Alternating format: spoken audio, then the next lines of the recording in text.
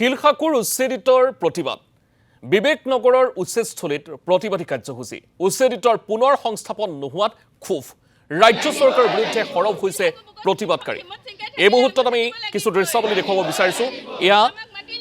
উচ্ছেদস্থলীৰ যিসকল প্ৰতিবাদকাৰী সেই প্ৰতিবাদকাৰীসকলে এনেধৰণে ক্ষোভ ব্যক্ত কৰিছে চৰকাৰৰ বিৰুদ্ধে ক্ষোভ উত্থাপন কৰিছে আৰু পুনৰ সংস্থাপন নোহোৱাত তেখেতসকল যথেষ্ট ভাগি পৰিছে আৰু এনেধৰণে বিভিন্ন শ্লোগান দিছে ৰাজ্য চৰকাৰৰ বিৰুদ্ধে সৰব হোৱা পৰিলক্ষিত হৈছে আমি এই মুহূৰ্তত দৃশ্যাৱলী দেখুৱাব বিচাৰিছো আপোনালোকে প্ৰত্যক্ষ কৰিছে প্ৰতিদিন টাইমৰ টেলিভিছন স্ক্ৰীনত শিলখাকুৰ উচ্ছেদিতৰ এয়া প্ৰতিবাদ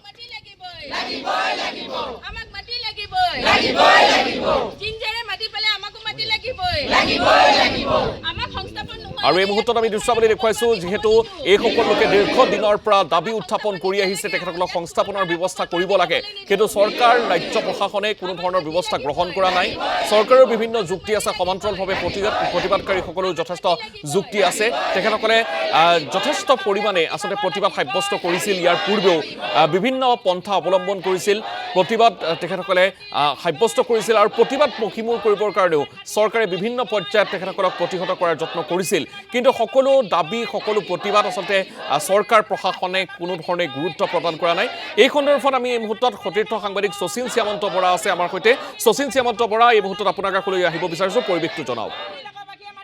এটা বা দুটা দিন নহয় আজি দুটা বছৰ দিন ধৰি শিলখাকুবাসী ৰাইজে প্ৰতিবাদ কৰি আহিছে আজিৰ পৰা দুটা বছৰ পূৰ্বে শিলখাকুত যি উচ্ছেদ চলিছিলে অমানৱীয় তাত সৰ্বশান্ত হৈছিল এইসকল লোকে আৰু সেই সময়ছোৱাৰ পিছতে দেখিবলৈ পোৱা গৈছে ধাৰাবাহিকভাৱে দুটা বছৰ তেখেতসকলে প্ৰতিবাদ কৰিলে আৰু আজিৰ পৰা 5টা মাহ পূৰ্বে অসমৰ মুখ্যমন্ত্ৰীগৰাকীয়ে তেখেতসকলক মাতি নি পেলাই প্ৰতিশ্ৰুতি দিছিল কিন্তু প্ৰতিশ্ৰুতি যেন ক'ৰবাত প্ৰতিশ্ৰুতি নাৰাখিলে আৰু আজিৰ দিনটোত পুনৰ সেই শিলখাকুবাসী ৰাইজ ওলাই আহিছে কাৰণ ইয়াৰ পূৰ্বে দেখিবলৈ পোৱা গৈছে বহু লোকক যদিও সংস্থাপনৰ কাৰণে 1-2 লাখ টকা দিছে কিন্তু বহু লোকে সেও পোৱা নাই যাৰ কাৰণে আজিৰ দিনটোত এনেদৰে বতন সময়ত ওলাই অহা পৰিলক্ষিত হৈছে আৰু সকলোৱে বতন সময়ত চিঞৰিছে একেশ্বৰে কাৰণ তেখেতসকলক মাটি লাগে তেওঁলোকে কৈছে যে শিলখাকুবাসীয়ে মাটি পাব লাগিব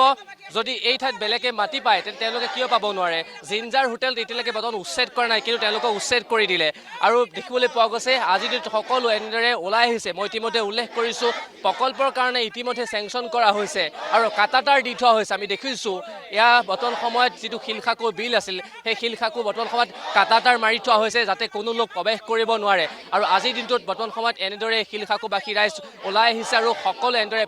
প্ৰতিবাদ কৰা পৰিলক্ষিত হৈছে মই তেওঁলোকৰ গৈলে যাম কথা পাতিবলৈ চেষ্টা কৰিম কাৰণ ইতিমধ্যে সকলোৱে প্ৰতিবাদ কৰা পৰিলক্ষিত হৈছে আৰু তেখেতসকলে ন্যায় বেছি দিছে মই ইতিমধ্যে উল্লেখ কৰিছোঁৱেই কাৰণ বহুদিন ধৰি তেখেতসকলে প্ৰতিবাদ কৰিছে কিন্তু প্ৰতিবাদৰ ভাষা চৰকাৰখনে বুজি পোৱা নাই বহু সময়ত প্ৰতিশ্ৰুতি দিলে কিন্তু প্ৰতিশ্ৰুতি দি যেন ক'ৰবাত প্ৰতিশ্ৰুতিসমূহ নাৰাখিলে আৰু যাৰ কাৰণে বৰ্তমান সময়ত এনেদৰে প্ৰতিবাদ কৰা পৰিলক্ষিত হৈছে মই তেওঁলোকৰ কাষলৈ যাবলৈ চেষ্টা কৰিম কথা পাতিবলৈ চেষ্টা কৰিম আপোনাৰ কাষলৈ আহিছোঁ দুটা বছৰ হ'ল কিন্তু প্ৰতিশ্ৰুতি দিছিলে ক'ৰবাত কিন্তু প্ৰতিশ্ৰুতিসমূহ নাৰাখিলে কি ক'ব বিচাৰিব প্ৰতিশ্ৰুতি হৈ থাকিল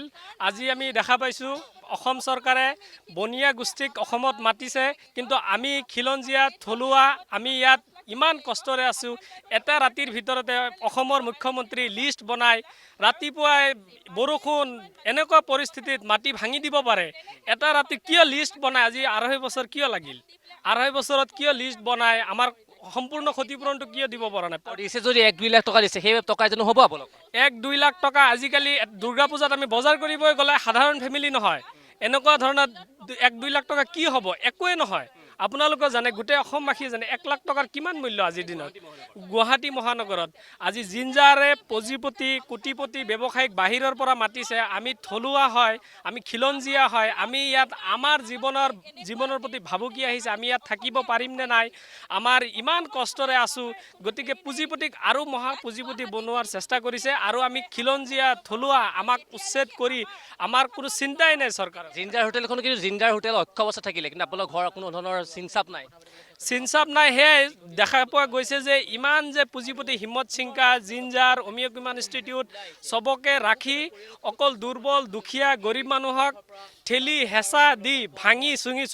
ঘৰ চুৰমাৰ কৰি দিয়া হৈছে কিন্তু দুখীয়াৰ প্ৰতি খিলঞ্জীয়াৰ প্ৰতি চৰকাৰৰ অলপো চিন্তা নাই আপোনাৰ কাষলৈ আহিছোঁ আজি বহু দিন হ'ল আপোনালোকে বহু সময় প্ৰতিবাদ কৰি আছে কিন্তু প্ৰতিবাদৰ ভাষা বুজি পোৱা নাই মুখ্যমন্ত্ৰীগৰাকীয়ে প্ৰতিশ্ৰুতি দিছিলে কিন্তু প্ৰতিশ্ৰুতি নাৰাখিলে কি ক'ব বিচাৰিব মই এইটোৱে ক'ব বিচাৰোঁ যদি জিঞ্জালে মাটি পায় তেতিয়াহ'লে আমাকো মাটি দিব লাগিব যেনেকৈ নহওক আমি আজি 2 বছৰৰ ওপৰত প্ৰতিবাদ কৰিলোঁ আজি 2.5 বছৰ হ'ল কিন্তু আজিলৈকে মইতো ক্ষতিপূৰণ পোৱাই নাই আৰু আমি সদায় মাটিৰ কাৰণে লাগিছোঁ মাটিৰ বিলত মাটি আমাক লাগিবই আৰু যিহেতু মোৰ আজি এই মাটি যিমান কষ্টৰে টকা পইচা দি উপাৰ্জন কৰা মাটি লৈছোঁ কিন্তু এতিয়া মোৰ স্বামী হেৰাইছে কিন্তু মই এতিয়া আৰু মাটি আৰু গুৱাহাটীত ল'ব পাৰিম নেকি সেই 2-1 টকা জমা পানী কৰি মাটি লৈছোঁ